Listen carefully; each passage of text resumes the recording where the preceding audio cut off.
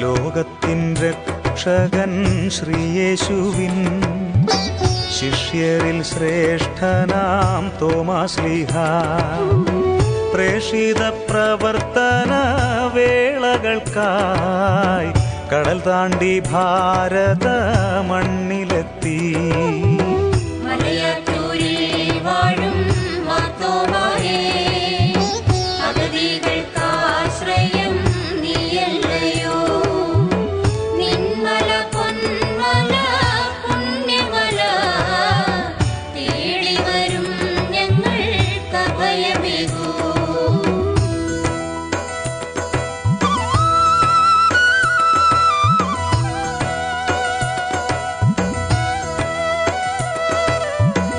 AD 52 കൊടുങ്ങല്ലൂരിൽ